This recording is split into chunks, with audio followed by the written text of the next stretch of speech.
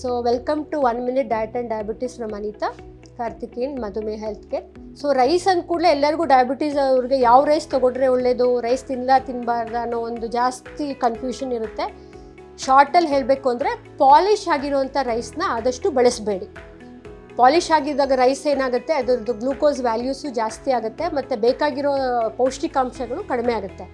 So example ಹೇಳಬೇಕು ಅಂದರೆ ನಿಮಗೆ ಯಾವ ರೈಸ್ ಬೆಟರ್ ಅಂದರೆ brown rice okay, red rice okay, basmati rice is very good basmati ಬಳಸೋರಿಗೆ.